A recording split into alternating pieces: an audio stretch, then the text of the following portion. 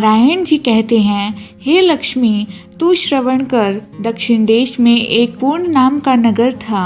वहाँ देव सुशर्मा बड़ा धन पात्र रहता था।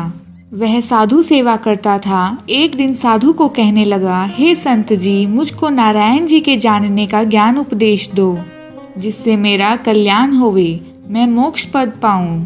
ऐसे संत सेवा करते बहुत दिन बीत गए। वहाँ एक बाल नामी ब्रह्मचारी आया। उसकी बहुत सेवा और विनय की। हे संत जी, मुझे कृपा कर श्री नारायण जी के पाने का उपदेश करो, जिससे मेरे जीवन का कल्याण और मुक्ति होवे। तब बाल ब्रह्मचारी ने कहा, मैं तुझे गीता जी के दूसरे अध्याय का पाठ सुनाता हूँ, उसके सुनने से कल्याण होगा। तब देव सुशर्मा ने पूछा, श्री गीता जी के दूसरे अध्याय के सुनने से पहले भी कोई मुक्त हुआ है? तब बाल ब्रह्मचारी ने कहा, मैं तुझे एक पुरातन कथा सुनाता हूँ, श्रवण कर। एक अयाली वन में बकरियां चराता था और वहां मैं भजन किया करता था। एक दिन रात को अयाली बकरियां लेकर घर को चला। मार्ग में एक सिंह बैठा था।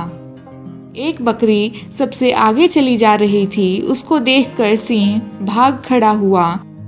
वह अयाली यह अचरज देखकर बड़ा चकित हुआ। मैं भी वहां आ खड़ा हुआ। चरवाहे ने मुझे देखकर कहा, मैंने यह आश्चर्य देखा कि बकरी को देखकर सिंह डर के भाग गया।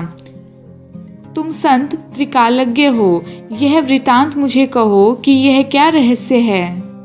ब्रह्मचारी ने कहा, हे अयाली, मैं तुझे एक पिछली वार्ता सुनाता हूँ। यह बकरी पिछले जन्म में डायन थी। जाति इसकी सुंदर थी। जब इसका भर्ता मर गया तब यह बड़ी डायन हो गई। जिस सुंदर लड़के को देखती उसको खा लेती। और सिंह पिछले जन्म में एक फंदक था। वह पक्षी पकड़ने बाहर गया और डायन भी वन को गई थी। वहां डायन ने उस फंदक को खा लिया। अब वही फंदक सिंह हुआ है और वह डायन यह बकरी हुई। सिंह को पिछले जन्म की खबर है, इसलिए बकरी को देखकर सिंह ने जाना कि अब भी मुझे खाने आती है। तब अयाली ने पूछा, मैं पिछले जन्म में क्या था? तब ब्रह्मचारी ने कहा, तू पिछले जन्म में चांडाल था।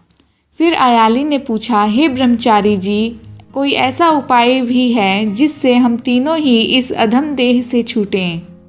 ब्रह्मचारी ने कहा, तुम तीनों का उद्धार करने वाली एक वार्ता मेरे से सुनो।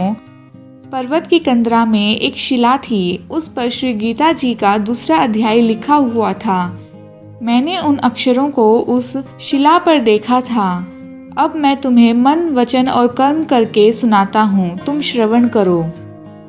तब ब्रह्मचारी ने उन्हें गीता जी के अक्षर सुनाए और तत्काल ही आकाश से विमान आए और उन सभी को विमान पर चढ़ाकर वैकुंठ ले गए।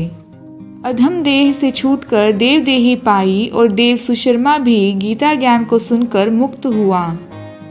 देवदेही पाकर वह भी वैकुंठ को गया। तब श्री नारायण जी ने कहा, हे लक्ष्मी जी, जो मनुष्य श्री गीता जी के ज्ञान को पढ़े या सुने, उसके फल का क्या वर्णन हो सकता है।